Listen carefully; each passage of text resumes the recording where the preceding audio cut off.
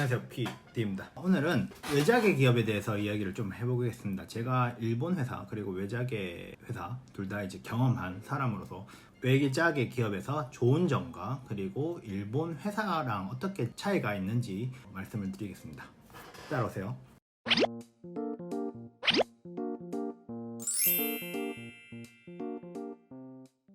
일단 외자계 기업이라고 하는 것을 개요를 잠시 이야기를 해드리겠습니다. 일단 일본에서는 외국에서의 자본, 돈이 들어간 회사를 보통 외자계 기업이라고 합니다. 크게는 이제 세 개가 있습니다. 그 첫 번째가 바로 외국에 있는 회사가 일본에서 완전 제로 베이스에서 시작한 경우입니다. 이 경우에는 뭐 우리가 아는 구글이라든지 마이크로소프트라든지 아니면 뭐 IBM이라든지 이런 회사를 설립한 경우 첫 번째고요.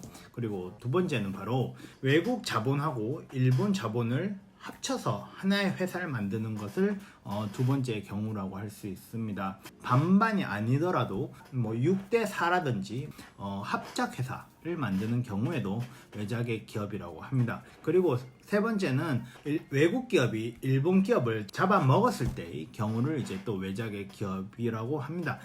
첫 번째를 제외하고 합작 기업이나 인수 합병이 된 외자계 기업 같은 경우에는 외자계 기업이라고 하지만 일본 색깔이 좀 강한 외자계 기업이라고 해서 입사를 하여도 이게 외자계 기업인지 일본 회사인지 조금 긴가민가 할 때도 있습니다. 아무튼 이렇게 세 가지의 카테고리로 외자계 기업은 설명이 됩니다. 그러면 이제부터 외자계 기업의 좋은 점 그리고 차이점에 대해서 말씀을 드리도록 하겠습니다.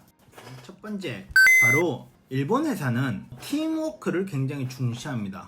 외자계 기업 같은 경우에는 개인의 플레이어가 굉장히 돋보여야 합니다. 팀 역량보다는 개인 역량이 좀 더 중시가 되는 것입니다. 그렇기 때문에 월급이라든지 아니면 뭐 성과금이라든지가 굉장히 개인 퍼포먼스에 따라서 굉장히 많이 차이가 나는 것도 외자계 기업의 특징이라고 할 수 있습니다. 그래서 여러분께서 나는 팀워크를 중시를 하면 일본 회사를 가시고 개인으로서의 성과를 낼 자신이 있다고 하시면 외자계 기업으로 가시는 걸 추천을 드리겠습니다. 외자계 기업하고 일본 회사랑 뭐가 또 다른 두 번째는 바로 염수입에서 조금 차이가 많이 납니다. 특히 일본 회사 같은 경우에는 여러분이 많이 알듯이 한 20만에서 한 22만 이렇게 월급이 그렇게 엄청 크게 차이가 나지가 않습니다. 하지만 외자계 기업 같은 경우에는 많으면 30% 40% 정도 보통 일본 회사보다 굉장히 많기도 합니다. 그래서 여러분께서 만약에 나는 돈을 조금 더 많이 벌고 싶다, 초반에 교육 이런 거는 조금 부족하더라도 나는 내 스스로가 자신 있게 결과물을 만들어내고 거기에 맞는 대가만큼의 월급을 받고 싶다 하시면 외자계를 가시고, 그리고 차근차근 나는 일을 하나하나 배워가면서 차근차근 밟아 올라가고 싶다 하시면 일본 회사를 가시는 걸 드리겠습니다.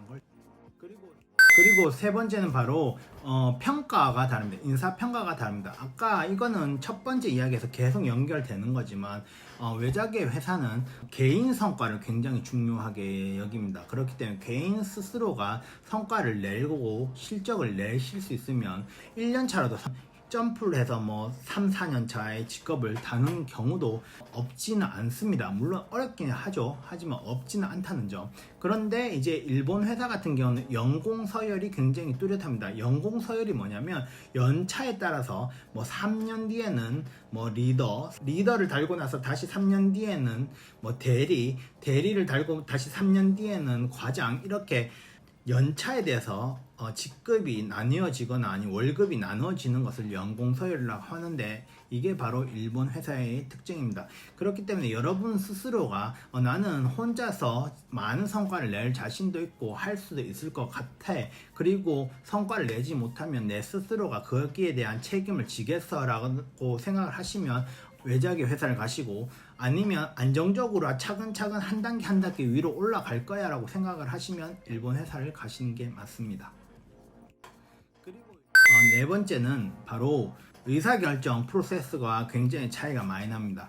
일본 회사는 많은 분들이 들었겠지만 굉장히 회의가 많습니다. 물론 아닌 회사도 있어요. 그렇지만 회사가 커지면 커질수록 굉장히 회의가 많습니다. 이런 회의까지 해야 되나 할 정도의 회의가 좀 많아요. 하지만 외자계 같은 경우에는 본사는 뭐 미국에 있거나 본사가 유럽에 있고 그 자회사가 일본에 있기 때문에 빠른 의사결정을 해서 위에 본사 쪽에 보고를 하거나, 그리고 빠른 의사결정이 이루어지지 않으면 그 경쟁 속에서 도태가 되면 그 회사의 경쟁력이 떨어지고 하면 그 회사가 더 이상 일본에 있을 이유가 없죠. 그렇기 때문에 살아남기 위해서라도 굉장한 의사결정 프로세스가 빠릅니다.